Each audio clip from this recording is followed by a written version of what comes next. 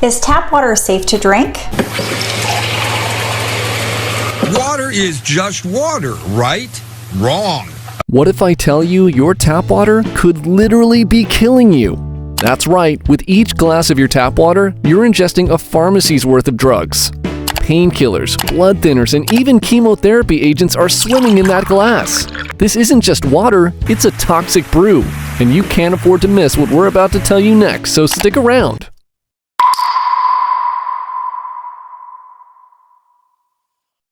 Let's start with PFAS, aka polyfluoroalkyl substances. These chemicals are often called forever chemicals because they're nearly indestructible. A recent study from the U.S. Geological Survey found nearly half of the country's tap water could be contaminated with potentially toxic compounds known as PFAS. They never, ever degrade. In fact, they're known as forever chemicals. CDC scientists believe PFAS chemicals are in the bloodstreams of nearly all Americans. Once they're in the environment, they're there to stay. And once they're in your body, they can stick around for years. These chemicals are used in a ton of products: non-stick cookware, water-repellent clothing, and even some types of food packaging. And here's where it gets scary. PFAS can lead to some severe health issues. We're talking about increased risks of kidney and testicular cancer, problematic changes in cholesterol, and harmful effects on childhood development. And guess what? These chemicals have been found in the drinking water of 19 million Americans across 610 locations. That's not a small number, that's a crisis. Places like Parkersburg, West Virginia have been dealing with PFAS contamination for years. The water there had PFAS levels over 100 times the recommended safe limit. We're talking about chemical levels hitting 26,000 parts per trillion. Just to put that in perspective, the so-called safe limit is 40 parts per trillion. 40, 26,000? Huge difference! If you're sitting there thinking, that's gotta be somewhere else, not my backyard, well, don't be so sure. Take the people in Parkersburg and along the Ohio River, for example.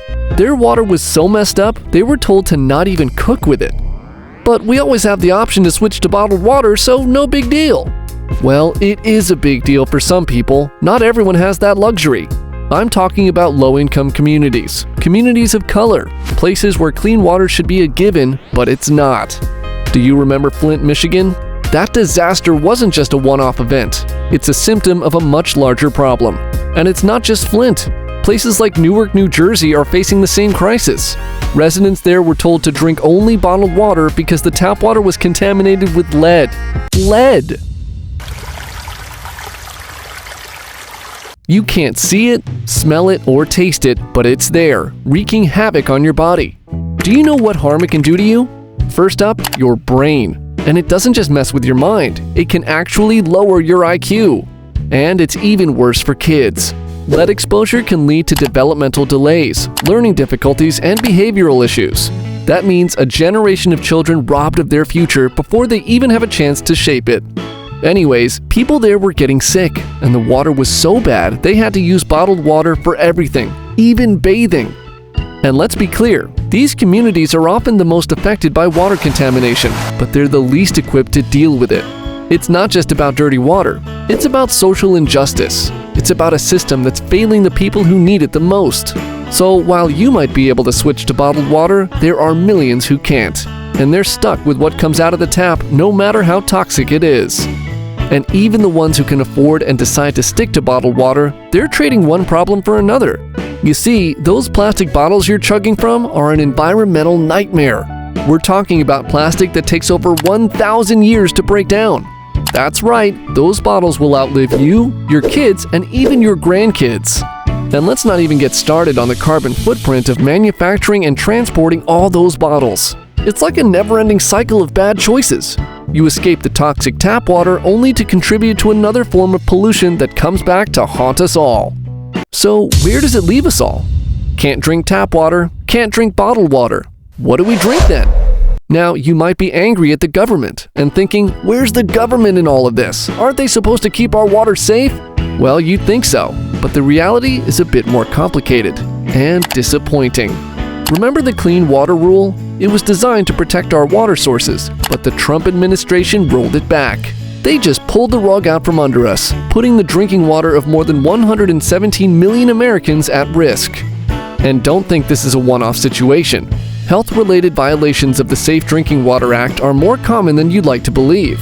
We're talking about a system that's not just broken, it's shattered.